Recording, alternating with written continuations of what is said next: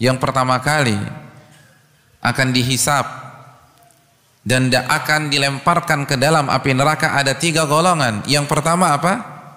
Rajulun ustushhida, orang yang mati di kancah jihad, fa utiya bihi fa'arrafahu ni'amahu fa'arafaha. Lalu orang ini dihadapkan di hadapan Allah. Lalu Allah sebutkan nikmat-nikmatnya yang Allah berikan di dunia. Engkau telah aku berikan kecerdasan, kekuatan, kesehatan, karena orang tidak mungkin berjihad kecuali dia cerdas. Bagaimana menentukan taktik kalau dia tidak bisa berpikir? Orang tidak mungkin bisa berjihad kecuali dia memiliki kekuatan fisik. Kalau orang kena stroke bisa jihad apa tidak? Tidak bisa. Allah sebutkan nikmat Allah. Lalu apa yang dikatakan? Qataltu fika hatta stushhidtu.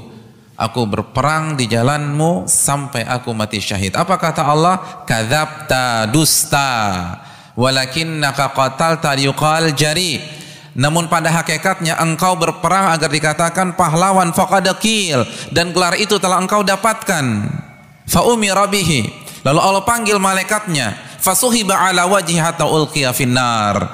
Lalu orang ini diseret dengan wajah yang ada di bawah sampai dilemparkan di dalam api neraka.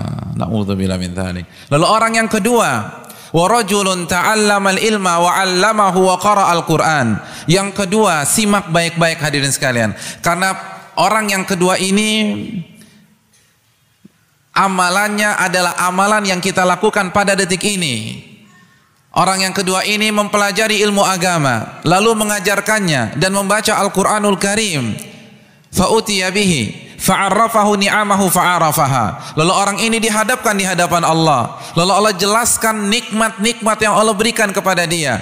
Aku telah berikan engkau kecerdasan, daya ingat yang kuat, karena untuk menuntut ilmu agama butuh kecerdasan. Untuk menghafal Quran butuh daya ingat yang kuat. Engkau telah aku berikan suara yang merdu, karena untuk menjadi qari suaranya harus merdu. Kalau cempreng bisa jadi qari apa tidak? Gak bisa. Untuk apa engkau gunakan nikmat tersebut? Dengan bangganya orang ini mengatakan ta'allamtul ilma wa 'allamtuhu wa qara'tu fikal Qur'an. Aku mempelajari dan mengajarkan ilmu agama, membaca Al-Quran semata-mata untuk mencari ridhamu. Apa kata Allah? Kadzabta, dusta, bohong.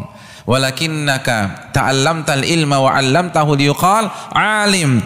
Namun sejatinya engkau mempelajari dan mengajarkan ilmu agama agar dikatakan alim, ulama, ustadz, tuan guru. Dan engkau membaca Al-Quran agar dikatakan qari, faqad qil, dan gelar itu telah engkau dapatkan di dunia. Fa umira bihi fasuhiba ala waj'atahul qil finnar. Maka orang ini, Allah kembali memanggil malaikatnya untuk menyeret orang ini sampai dihempaskan dan dilemparkan ke dalam api neraka. Dan yang ketiga adalah seseorang yang diberikan harta oleh Allah, lalu dipanggil kembali, lalu Allah sebutkan nikmat-nikmatnya. Apa kata orang ini? Simak apa kata orang ini hadirin. Orang ini mengatakan dengan bangganya, ma taraktu min sabil tuhibbu an yunfaqa fiha illa anfaqtu fiha lak. Aku tidak pernah meninggalkan satu jalan kebaikan pun yang engkau ridhai, yang engkau cintai, kecuali aku dermakan hartaku di sana. Tidak ada satupun fakir miskin yang mengetuk pintu rumahnya kecuali ia berikan infak dan sedekah. Tidak ada satupun proposal yang mampir ke meja kerjanya kecuali ia bantu acara tersebut. Tidak ada satupun anak yatim yang membutuhkan uluran tangan kecuali dia menjadi orang tua asuh.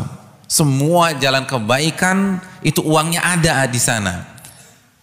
Lalu apa kata Allah? Kadzabta, dusta, walakinnaka, namun pada sejatinya engkau melakukan hal tersebut agar dikatakan jawad, agar dikatakan dermawan, faqad qil, dan gelar itu telah engkau dapatkan. Akhirnya Allah perintahkan kembali malaikatnya untuk melemparkan dia ke dalam siksa api neraka.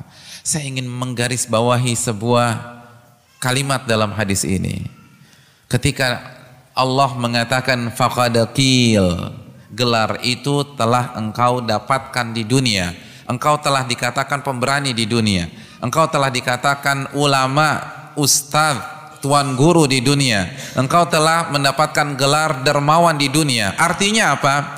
Artinya yang berpotensi masuk ke dalam hadis ini adalah orang yang memiliki prestasi di dalam agama. dan prestasi itu diakui oleh masyarakatnya. Saya ingin bertanya kepada hadirin sekalian, apabila ada ustadz begitu khutbah Jumat gemeter, ayat lupa semua, hadis wallahu ta'ala a'lam, kira-kira dikatakan ulama tidak? Tidak, nggak ada yang mau dengar ucapannya. Yang dikatakan ulama, yang dikatakan ustadz, yang dikatakan tuan guru adalah orang yang memiliki retorika yang baik, orang yang hafal Al-Quran dan hadis, orang yang menyentuh ketika berbicara, itu baru dikatakan ulama atau ustadz atau tuan guru. Dan itu orang tersebut, hadirin sekalian, orang yang baca Qur'annya cempreng, tajwidnya salah, dikatakan qori apa tidak?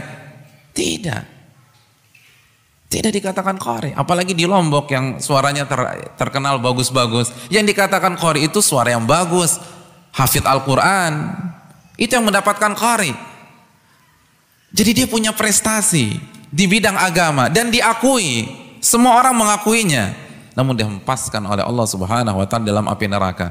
Makanya dalam hadis riwayat Imam Ahmad, Nabi kita SAW bersabda, "Aktsaru munafiki ummati qurra'uha." Orang-orang munafik yang terbanyak di tengah-tengah umatku berasal dari pembaca-pembaca Al-Qur'annya, bukan dari koruptornya, bukan dari penjudinya, bukan dari perampoknya, pemabuknya, tapi pembaca Al-Qur'an. Kenapa?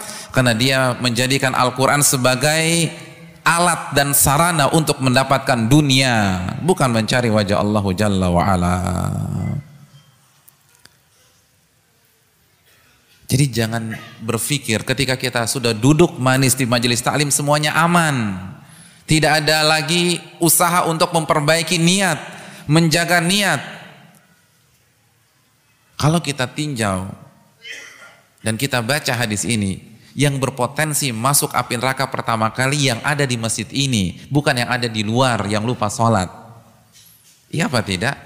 Iya. Oh kalau begitu ini mungkin malam terakhir saya ngaji Pak Ustadz, kan begitu ya? Kayaknya saya pensiun dini aja deh. Loh, bukan itu solusinya. Kalau kita berhenti ngaji, memang kita terbebas dari hadis ini, tapi kena hadis yang lain. Kena hadis yang lain, masuk neraka juga. Solusinya adalah menjaga niat yang ikhlas, bukan berhenti dari thalabul ilm. Karena menuntut ilmu hukumnya apa? Wajib. Talabul ilmi faridatun ala kulli muslim, dalam hadis riwayat Imam Ibnu Majah. Menuntut ilmu agama hukumnya wajib bagi setiap muslim, dan baik laki-laki maupun wanita. Dan hadis seperti ini, ikhwatal iman wa akhwatu fiddin, kita jadikan sebagai sarana bermuhasabah, mengevaluasi diri, bukan memvonis orang lain. Masuk masjid jadi makmum, suara imamnya enak, baca Al-Qurannya syahdu, wah ini kayaknya nomor urut kedua nih. Kemarin baru ngaji di Lawata, ini kayaknya orang munafik. Subhanallah. Jangan.